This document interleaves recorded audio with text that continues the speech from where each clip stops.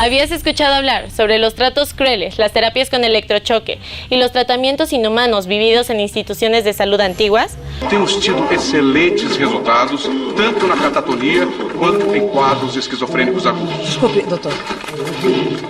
Como é determinada essa dosagem? Bueno, hoy en Cultural Derecho hablaremos sobre Nice, el corazón de la locura, un filme que nos relata el arduo labor de la doctora en psiquiatría Nice da Silveira. Ubicada en Brasil de 1944, se nos muestra que una mujer en contra de la terapia con electrochoques y el uso de lobotomía mejora la vida de sus pacientes, a quienes ella hace llamar clientes. Una película que, tanto bella y estética, nos enseña que sin lugar a duda ninguna vida es igual, pero todas valen y merecen lo mismo. Acompáñanos a hablar de esta película de la mano de nuestro presentador Diego Guerrero y nuestra invitada especial, la maestra Dulce Milán.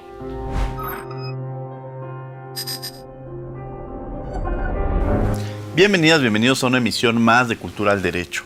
El día de hoy vamos a hablar de una película que habla sobre los hospitales psiquiátricos, sobre el modelo social que existe para las personas con discapacidad, en términos de la discapacidad psicosocial, derechos humanos, el trato que se debe tener para las personas que se encuentran en una condición como esta, desde una perspectiva de derechos humanos. Y para ello me acompaña la maestra Dulce Milán. El día de hoy vamos a hablar de la película Nice, el corazón de la locura. Dulce, bienvenida a Cultura del Derecho, qué gusto tenerte aquí. Gracias, Diego, es un gran gusto y un honor, y al fin hasta que se nos hizo coincidir en este programa. Muchas gracias, Dulce. Y referente a esta película, que es una película brasileña muy interesante, que es una historia de la vida real y de quien vamos a hablar también más adelante de los personajes, la propia Nice, que es la protagonista del mismo. ¿Por qué elegiste esta película? ¿Cuál es el contexto histórico, social y sobre qué versa la misma? El motivo por el cual escogí esta película es realmente porque toca, creo que, un tema muy central y muy sensible en la sociedad en general y sobre todo en México, sobre todo después de este contexto de pandemia que hemos vivido, y es el tema de la salud mental. El contexto en el cual se desarrolla esta película es en los años 40 en Río de Janeiro, y cabe destacar que además es una película que ha ganado diferentes festivales de cine en Tokio, en Río de Janeiro. Se desarrolla en los años 40. Precisamente Nice da Silveira es basada en una historia real, es una psiquiatra que le dio la vuelta a la psiquiatría en el mundo y sobre todo en Río de Janeiro. ¿Y en qué sentido? Desde la dignificación del trato humano a los pacientes que se encuentran en estos hospitales psiquiátricos, y que, bueno, además es una historia excepcional porque es una mujer psiquiatra en los años 40, dentro de 157 hombres en ese momento en la medicina, que es algo que no me sorprende, ¿no? Por el tema de la medicina de aquella época, quizás no habían tantas mujeres, y pues bueno, se desarrolla en un psiquiátrico en Río de Janeiro. Justo las primeras escenas se desarrollan cuando sus pares, hombres, están analizando como todos estos tratamientos que se llevaban a cabo con las personas con algún trastorno mental, que era la lobotomía, los electrochoques, en fin, ¿no? Y justo ella empieza a cuestionar este tipo de tratamientos porque le parecían obviamente indignos, violatorios a los derechos humanos, y ella reconfigura estos tratamientos desde dos posiciones muy importantes, Diego, que es la empatía, la dignidad hacia este trato digno y sobre todo el amor y la empatía hacia ellos. En este proceso que vi en la película es hermosa porque nos lleva a la reflexión de identificar de una manera distinta los cambios sociales que se han venido citando en el mundo, de no ver el tema de una enfermedad psicosocial o alguna discapacidad desde un modelo médico, sino más bien desde precisamente el tema de adaptación. Y me llama mucho la atención cuando uno se cuestiona o pregunta cuántas personas a nuestro entorno o en nuestro alrededor identificamos con alguna discapacidad social, sensorial quizá, motriz, pero muy pocas veces es identificada estas enfermedades psicosociales y cómo atenderlas. En esta película, tú bien lo dices, se logra transitar a un trato mucho más humano.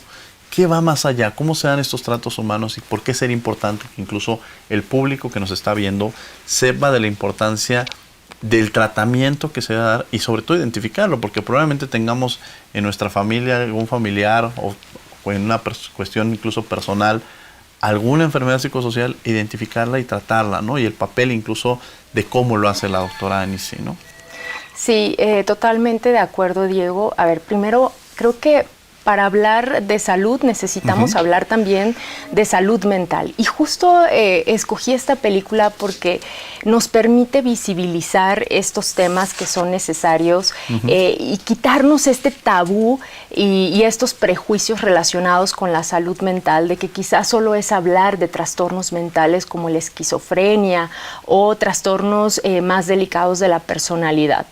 Hablar de salud mental el día de hoy es hablar de depresión, de ansiedad, que además, ojo, esto se incrementó según la OMS, derivado también de la pandemia, claro, del encierro que tuvimos. Entonces creo que es una película que nos permite visibilizar y tocar estos temas de una manera más sensible y justo hablar del burnout, que justo es algo que hemos vivido, experimentado en nuestros centros laborales y demás. Y bueno, creo que Anice da Silveira lo hace de una manera maravillosa, que es a través de la creatividad, a través del arte. Y entonces, justo cuando sus pares masculinos la mandan como una manera de exiliarla para que dejara de estar cuestionando estos modelos antiguos de tratamiento en los psiquiátricos, sí, la mandan a un departamento de terapia ocupacional que realmente, Diego, estaba... pues realmente no se utilizaba, no se le sacaba el provecho, y ella le viene a dar la vuelta a través del arte. Y justo cabe destacar que ella funda un museo de las pinturas del inconsciente, porque se va dando cuenta que estas personas, que además ella dice no hay que llamarlos como pacientes, sino como clientes, desde una teoría de la observación, porque ellos son los clientes y van tomando, digamos, como estos comportamientos que van teniendo, los van analizando, y es como ella fue haciendo estos cambios en los tratamientos. Claro. Hicieron pinturas maravillosas, las personas que estaban dentro de este psiquiátrico, que incluso uno de ellos destacó como un gran artista a nivel mundial y también Latinoamérica. Entonces lo que ella hace es que desde esta creatividad, desde el arte, desde la empatía de escucharlos, de atenderlos, y justo esto, ¿no? De generar, tocar estas fibras sensibles de estos tratos dignos hacia las personas que se encuentran en estos hospitales, pues bueno, le da la vuelta a todo este tratamiento. ¿Qué se está haciendo? Pensaremos que es una película que refleja los años 40. Y quizá estos modelos que se utilizaban como terapéuticos, pensaríamos que están en el pasado o se siguen utilizando, o este modelo del que ya mencionas, podríamos identificarlo que en México estamos, o en el mundo, es el caso de Brasil, pero sobre todo en América Latina, estamos sensibilizados con la atención a las personas con discapacidad. ¿Hay un compromiso social de los países por atenderlos? Creo que sí hay un compromiso, hemos avanzado sinceramente desde diversas perspectivas y ámbitos sociales, jurídico incluso, pero creo que aún nos sigue haciendo falta. Creo que el tema de la salud mental sigue siendo un tabú en las sociedades, y los tratamientos que se siguen dando, digo, ya se han ido transformando durante varios años, y que cabe destacar también, Diego, que el primer digamos como centro psiquiátrico que se funda aquí en México, pues fue en el año 1910 con Porfirio Díaz, la famosa La Castañeda. Y bueno, realmente pues hay muchas denuncias, incluso están en el Archivo Nacional y demás, estas denuncias de los tratos inhumanos, degradantes y demás que se daban a las personas. En un principio fueron creados estos espacios justo para hacer esta transformación de apoyo terapéutico de las personas que tenían algún trastorno mental y que pudieran reincorporarse a la sociedad. Al día de hoy, más del 90% de estos espacios se han vuelto en lugares asilares. Los tratamientos, digamos que ya no son los mismos de antes, de lobotomías y electrochoques y demás, pero creo que sí aún continúa siendo un área de oportunidad para avanzar desde la parte de una política social, económica, es decir, una política integral del Estado mexicano para realmente pues hacer este cambio. Y nada más como un dato, Diego, para que nos demos una idea, tan solo del presupuesto sanitario, la OMS nos indica que solo se destina de ese presupuesto el 2% en temas de salud mental. Y creo que estos números nos dan un indicativo de dónde estamos parados justo y qué es lo que nos falta por hacer para realmente garantizar los derechos humanos de las personas que se encuentran en estos hospitales. Vamos a tener que ir a un corte, pero vamos a seguir platicando de esta película y sobre todo lo que desarrolla de los derechos de las personas con discapacidad. Vamos a un corte y regresamos, no se vayan.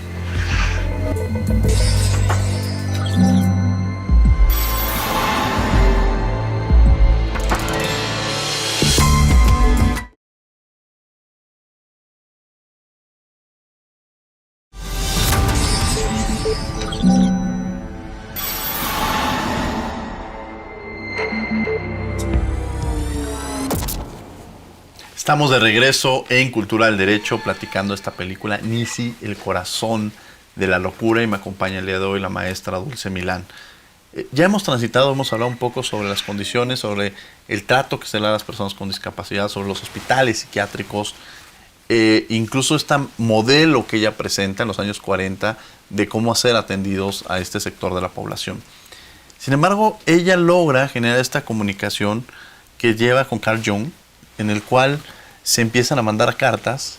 Él incluso al inicio piensa que es un hombre con quien se está generando estas cartas, en esta forma de identificar, o incluso como tú lo mencionabas, de que era poco visibilizar a las mujeres en la medicina, en el derecho, bueno, en todas las áreas del conocimiento, ¿no? ¿Cómo influye esta actividad que llevan a cabo o este desarrollo que se da entre Carl Jung y la propia Nisi? Creo que fue relevante e importante esta comunicación epistolar que tuvieron Nisi da Silveira con Carl Jung. ¿Y cuándo empieza? Cuando ella empieza a ver, digamos que este desarrollo y este avance en las pinturas que realizan los clientes, ¿no? Como ella los mencionaba, empiezan primero con unos trazos, después justo ahí es cuando le llama la atención porque empiezan a hacer figuras como mandalas del inconsciente y después terminan haciendo pinturas extraordinarias. Entonces, cuando empiezan a hacer estas figuras más geométricas como mandalas es cuando ella decide tener esta comunicación por cartas con Carl Jung. Y justo, pues él le dice que tiene que irse más a los adentros del inconsciente de sus pacientes para realmente comprender los delirios y sobre todo entender las imágenes. Incluso ella, ya lo comentábamos ahora, cuando funda este Museo de las Imágenes del Inconsciente, en la inauguración ella comenta que cuando en una persona la conciencia se ve sofocada por el inconsciente, ahí es cuando ya la persona empieza a hablar otro lenguaje. Y justo ahí Jung le dice, ese lenguaje tienes que aprenderlo para entonces conectar con la persona y realmente pues poder entenderla, ¿no? Y es lo que hace Nisi da Silveira, de conectar con ellos a través de la pintura y de conectar a través pues de este tipo de comunicación del inconsciente que ellos realizaban. La verdad es que fue un antes y un después de esta terapia ocupacional que ella realizó con ellos, puesto que habían varios pacientes con delirios profundos y fuertes y pues bueno, le da la vuelta sistemáticamente Nisi da Silveira y también se apoya de los animales, de los perros, precisamente como coterapeutas, y que en ese momento, imagínense, en los años 40, hablar de que un perro fuera coterapeuta, sus pares masculinos casi le decían que estaba loca por lo que estaba diciendo. Claro. Al final también descubrieron esta manera de llevar los tratamientos psiquiátricos con este apoyo de ecoterapeutas de los perros que los acompañaban ahí en el hospital psiquiátrico, y pues bueno, fue una maravilla. Entonces, a tu pregunta, creo que Carl Jung fue fundamental en esta comunicación que tuvo con Nisi da Silveira para hacer esta transformación en los pacientes psiquiátricos. Hablar de la salud mental, creo que es un tema que es poco abordado, que es poco atendido, que es poco visibilizado. Esta película nos permite hacerlo, pero ¿qué es esto de la salud mental o cómo podremos entender esta condición de la salud mental? ¿Cómo estamos en México incluso? Me atrevería a decir en este tema, porque tú lo decías al inicio del programa, de pronto enfermedades como la esquizofrenia, que la tenemos muy identificada, pero por ejemplo, alguien que tuviera el síndrome de Asperger, pues a veces no logra identificarlos o no los visibilizamos como se debería. ¿Cómo precisamente esta condición, por qué hablar de la salud mental y la importancia que existe en un país como México y precisamente atenderla, ¿no? Sí, a ver, yo creo que justo como iniciaba, ¿no? Al principio de la entrevista, hablar de salud es hablar también de salud mental, ¿no? Y yo creo que desafortunadamente no se ha visibilizado tanto este tema, quizás no de la manera correcta, sino que se ha relacionado la salud mental con trastornos más fuertes relacionados con los psiquiátricos y demás, pero hablar de la salud mental es hablar, como lo decía, de la depresión, de la ansiedad, de la bipolaridad, del burnout, en fin. Ahora, ¿dónde está posicionado México, digamos que en este tema? Uh-huh. Y hay unas cifras de la OMS que creo que nos van a dar, digamos que el indicativo o el parteaguas para saber dónde estamos parados al respecto. Y si me lo permites, Diego, sí, te voy favor. a compartir algunos datos. Sobre todo, dice la OMS que México, o sea, su población laboral es, digamos que, la que tiene mayores índices de estrés laboral, muy por encima de China y de Estados Unidos. Y eso nos habla mucho de, digamos, cuáles son estas condiciones en las cuales estamos laborando y a las cuales se les da mayor atención, digamos, sí, a la productividad, a la eficiencia y demás, pero no hay que perder este tema de la salud mental para estar ahora sí que al 100 y poder ser más productivos en el trabajo. Y pues bueno, nada más como a manera de datos y para compartir contigo, Diego, la Secretaría de Salud estima que en México 15 millones de personas padecen algún trastorno de salud mental. Y ojo, incluso la OMS ha dicho que para el 2030, imagínate, el tema de la salud mental va a ser la principal causa de las enfermedades para el 2030. Entonces creo que también el panorama que estamos teniendo actualmente nos va avisorando un poco de lo que se viene para en unos años y en verdad tomar pues acciones pertinentes desde las políticas del Estado, de todo el aparato sanitario de los países, porque es muy importante. Otro de los datos es de que 3 de cada 4 trabajadores mexicanos padecen este estrés laboral, este burnout, que cabe destacar que como tal fue incluido o identificado dentro de la lista de la OMS en enero del año pasado. O sea, fue puesto apenas en la lista de los, digamos, temas de salud mental modernos. Y eso creo que nos habla mucho, ¿no? De que apenas estamos incorporando estos temas, los estamos visibilizando y los estamos tocando. Vamos a tener que ir a un corte, pero no se vayan, estamos en Cultura del Derecho, regresamos.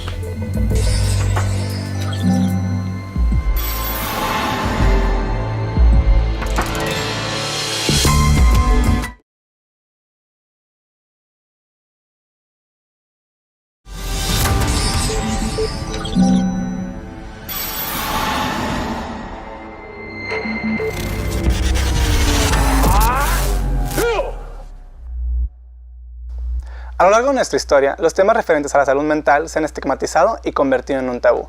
En nuestro país, la atención médica a este tipo de padecimientos comenzaron en 1910, cuando el presidente Porfirio Díaz inaugura el manicomio general La Castañeda. Pero cabe destacar que el proyecto se presentó desde 1878, conocido como el manicomio general.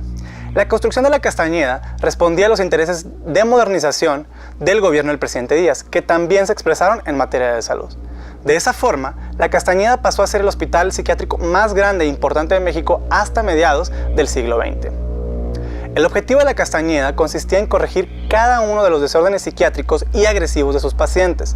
Sin embargo, su fama recayó en el trato inhumano y en las condiciones deplorables en que tenían a sus pacientes. No obstante, no todo fue de color negro. Vaya que la Castañeda difundió enseñanza médica y difundió mucho conocimiento a través de sus publicaciones. La leyenda de la Castañeda se extendió tanto que poco antes de los Juegos Olímpicos de 1968, el gobierno del presidente Díaz Ordaz decidió su cierre total. Esto con el fin de no dar una mala imagen internacional a la venidera de los Juegos Olímpicos. Hoy en día contamos con lugares mejores adaptados para tratar los padecimientos relacionados con la salud mental, pero los esfuerzos se siguen construyendo. Así que cuéntanos, ¿alguna vez habías escuchado de la Castañeda?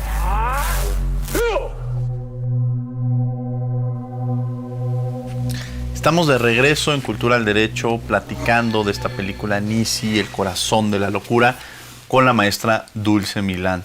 Dulce, en referente a estos temas, hablar sobre la parte, la salud mental, hace poco también nos hacía referencias sobre este libro de la Sociedad del Cansancio de Byung-Chul Han, y sobre todo él decía que la próxima pandemia no iba a ser la pandemia que sí nos llegó, o sea, él lo escribió antes, él no pensaba en estos temas de salud física, sino nos hablaba mental.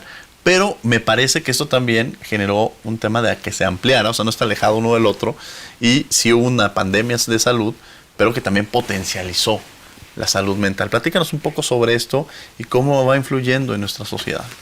El autor nos cuenta que normalmente, digamos, a través de la humanidad, las sociedades se han ido extinguiendo por temas sobre todo virales, bacteriológicos y demás, y bueno, una prueba de ello pues lo tuvimos ahora en el 2020 con esta pandemia que vivimos, ¿no?